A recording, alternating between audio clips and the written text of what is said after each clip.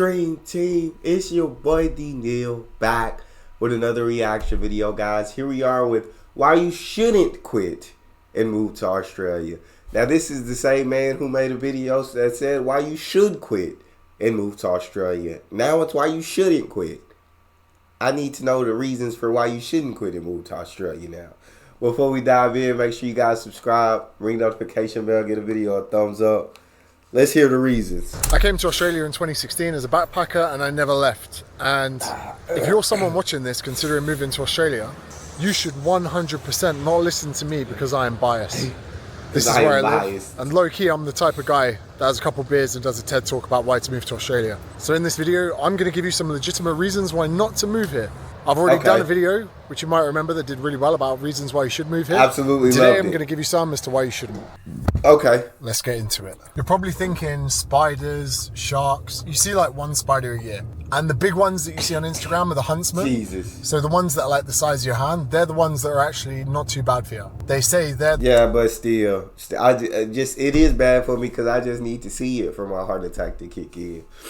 It don't even need to hurt me. I just need to see a spider as big as my hand and heart attack instantly. So the ones that are like the size of your hand, they're the ones that are actually not too bad for you. They say they're the ones that eat the bad one. And it's the little ones, the redbacks, the white tips, they're the ones that can really get you.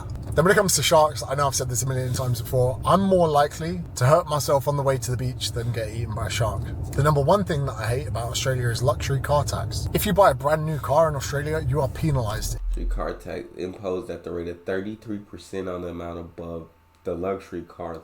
Jeez, a 33%? The thing that I hate about Australia is luxury car tax. If you buy a brand new car in Australia, you are penalised if it is after a certain amount of money. So you work really hard. You think, I'm going to treat myself to a brand new car. You know there's mad depreciation, but you go, I want to be the first person that does a fart in it. No. And even in this car, my dream car, Audi RS6, I bought one that was 2 years old so I could avoid the luxury car tax. Because when you're going to get something of your dreams, all the money that you're spending on it has been taxed. Let me get an Audi RS6 because that is absolutely beautiful. Personal income tax, been taxed. Fuel you put in it, been taxed. The business that you paid yourself a salary out of, been taxed. To then have all that post-tax money to go, I'm going to treat myself to something, have another tax. You're killing me. Jesus. Then you eventually get your 2-year-old pre-owned car of your dreams and you're driving along and you think, oh, I might unleash the engine. Point number 2, they have something in Australia called double demerits. If you get caught speeding on a public holiday, double the fine, double the points. But it's not just to the day of the public holiday. They do it for like 3 bleeding days before and after. So you got a week of losing sleep over being 1 kilometre over the speed limit. Lose your licence territory. Oh, back just in 1 the kilometre? UK, as long as you haven't had 5 pints, you're fine. You're safe. Out here, no offence to Australians, you're not the hardest working population in the world. He said back in the UK, as long as you haven't had 5 pints, you're fine, you're safe. Yeah, I'd be heated to get like a double the fine speeding ticket just for going like 1 kilometre over. That's wild. But I do understand 3 days before a holiday, the holiday 3 days after does keep the streets safer because on public holidays, what do you want to do? You want to go out, you want to drink, you want to have a good time, you want to celebrate. And so it keeps the streets safer for if you're going to go out, okay, it's cool, but you're going to follow these rules. And if you drink and try to drive and you break one of these rules, double the fine immediately. Now in America, our fines are double, like if you're speeding through like a work zone. It says going through a work zone and you're breaking the law, fines are doubled. I don't think they're doubled on holidays, but I'm not 100% sure. Out here, no offence to Australians, you're not the hardest working population in the world. Always got a public holiday, and when you do, it comes with the double demezzles. Which brings me on to number 3. It is a public holiday. You say to yourself, do you know what? I'm going to go out, have a few drinks tonight. Yeah. You're out in Sydney. First night out I had, I was in the Argyle. Lovely bar. Guy, bouncer comes over. I go, mate, wrong guy. He says, get out. I said, what have I done? He goes, brother, you're drunk, brother. I can see you swaying across the dance floor, brother. I was like, yeah, of course. That's why I've come here. I'm on a night out to do one thing. That's to get pissed. In Australia, you get kicked out for being pissed. I was like, brother, that's the only reason I've come here. There are little things like in New South Wales that they don't appreciate are real weird. Your cars all have to be parked facing the same way. So if you're driving on the left, which is one thing Australia have done good, they drive on the right side of the road, be in the left side. But if you want to do a soixante-neuf and reverse into the other side of the road, no, you get a fine. Of course you do. Which brings me on to the next thing they don't tell you about.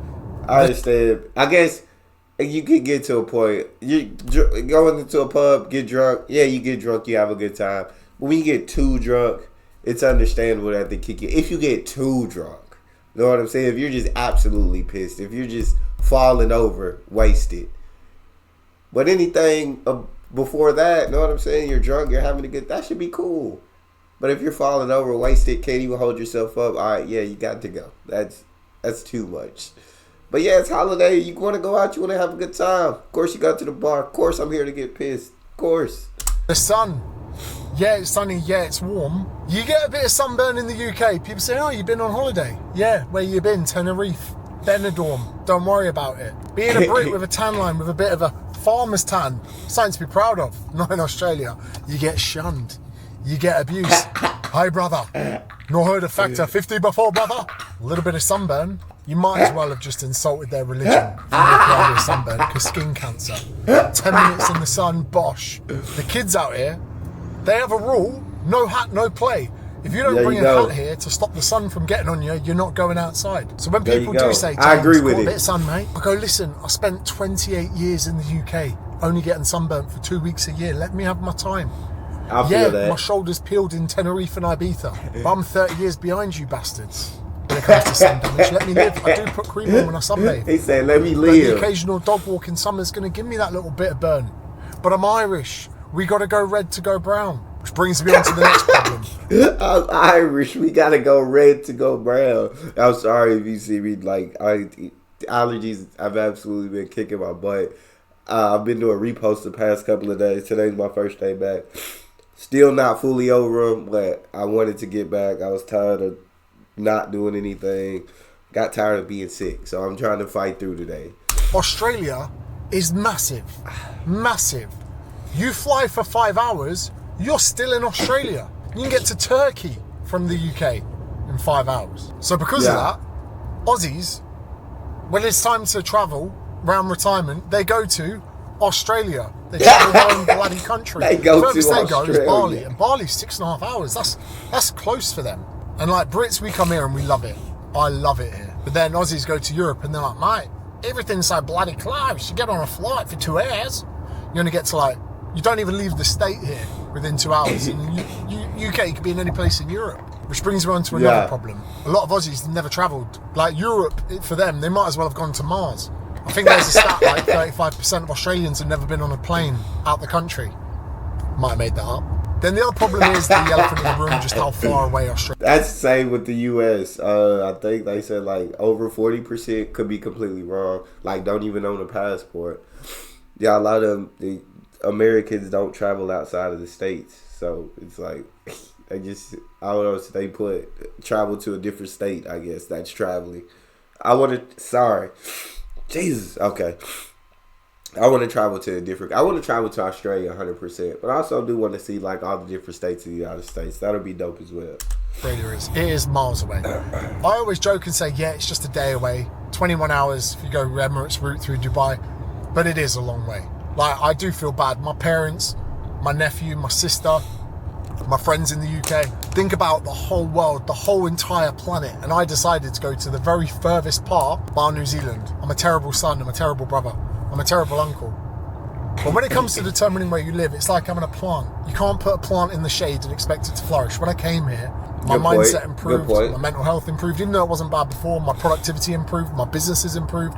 So for me, it's just about being somewhere where I can flourish.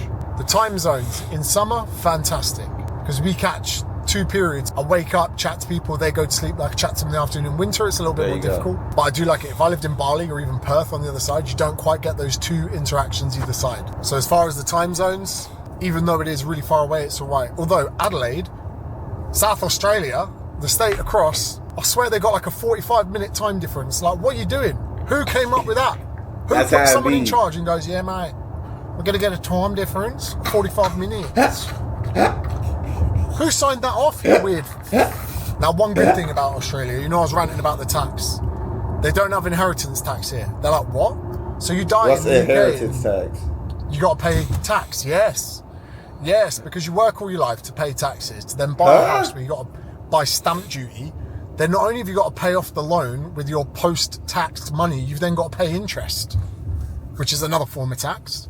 Then if you pop your clogs without a trust fund set up, guess what? 40% back to the government. The Aussies are like, we can't understand that, man. Can't understand it. But even though you...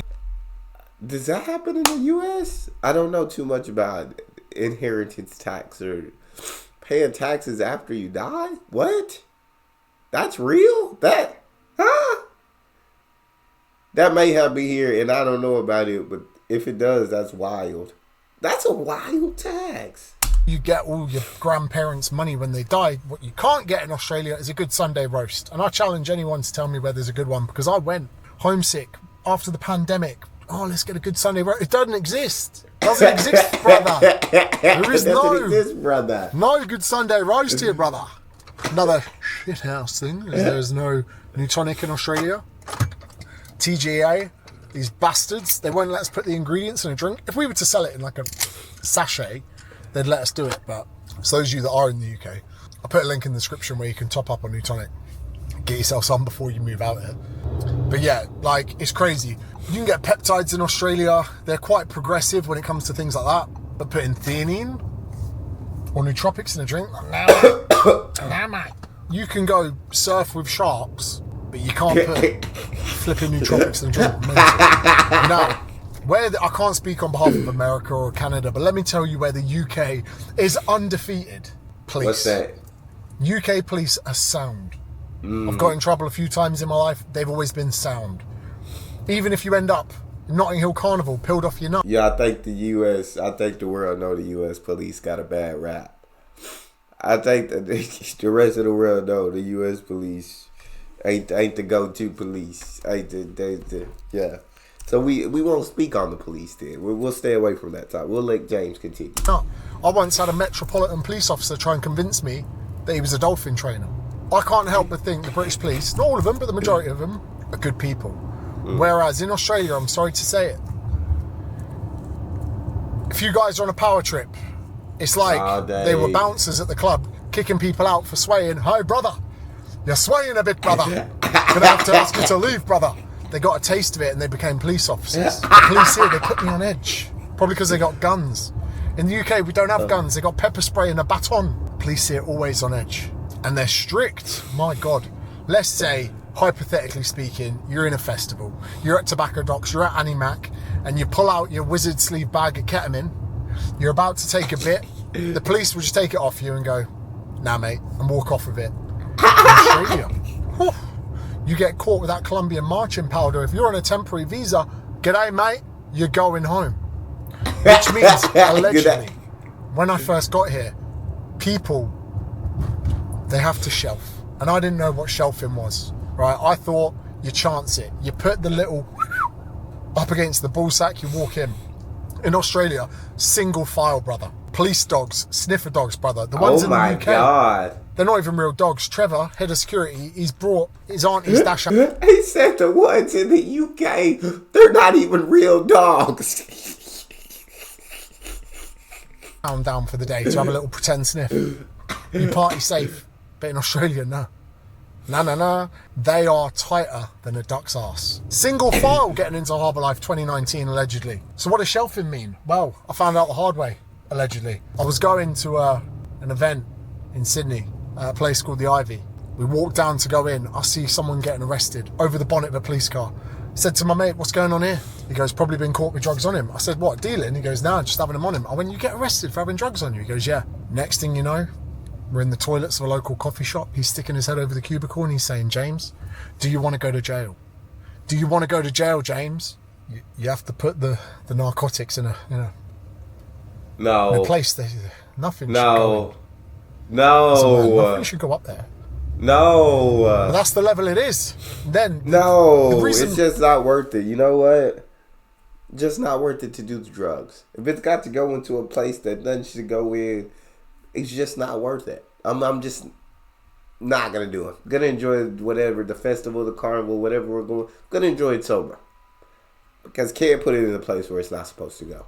The problem I have with this is, if you're a bit more lenient like you are in the UK, people get caught. But when you make it so strict, you got young kids that will just swallow their stash because they get shit up seeing the police, and that's where overdoses happen. So I do think there's a bit of a care of duty to be a little bit more lenient with recreational use at these kind of events. What do I know? I'm a PT. Then the last negative thing about Australia actually works as a bit of a positive. The drugs here are pretty terrible. And I'll be the first person to admit that when I left the UK, I was probably doing a few too many of the old recreationals. It actually became just a normal part of life. So coming here gets to the point where the quality is so bad, the policing is so strict, the police wait for you, allegedly, outside pubs on a Friday night in Bondi and watch you get in and out of cars. They'll nick the dealer, they'll nick you. So it got to the point where even if you're just having a beer in a pub in Double Bay, some police come in with dogs sniffing their way through. So I know I can speak on behalf of a lot of Brits that came here. It just becomes not really worth it after a while. And as someone that came to Australia, there you go. They used to be a bit of a party boy. 6-7 years in, I barely even drink now. So today was all about trying not to be too biased. There are definitely some negatives to living in Australia. But despite all of those things... So none of them party habits, the Australian police, we're not having them. None of them party habits is going down here. None of it. Still love it. Even though winter is creeping in, and it does get cold here. It gets cold enough that you start your day with a woolly hat and a hoodie on, and then lunchtime it gets nice and warm. At least the one thing is, it is always kind of sunny. And I never realised how much I like blue skies until I went back to the UK for a long period of time, and I was like, it's grey. And in the UK it's wet. It's not even raining all the time, it's just wet. Oh, I'm out of breath. I've only been to the shops. Good cardio, bro. But my final point is this. With everything that you are thinking about doing in life, you are better doing it. And even if you're wrong, that's fine. If you were wrong, that is completely okay. You can always come back. Your old employer will probably take you back. You'll probably be able to find a similar apartment. Your mum and dad will be happy to have you back for a few months, whatever it is. I'm quickly going to tell you a story about my client called Jackie, who I trained for years. And when I told her I was thinking about going to Australia, she stopped. We were doing a warm-up on a cross trainer. She says, James, you need to go.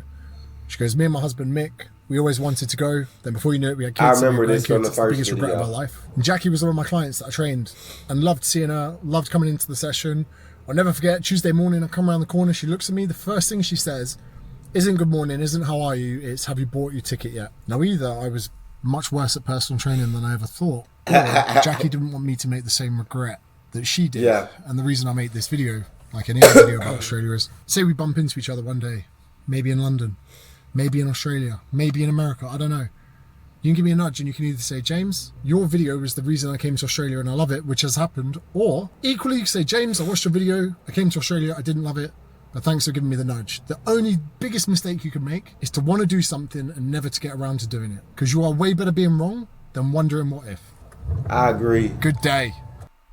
I'm going to agree with James, and I'm happy he made that video. I think he's 100% correct in saying that. This was a dope video, though. He said, I'm not going to be biased this time. I'm going to give you the downfalls of Australia. And the downfalls weren't really too bad. You know what I'm saying? The pros definitely outweighed the cons. But that's all we got for this. Make sure y'all subscribe, ring notification bell, get a video a thumbs up. It's your boy Neal, out.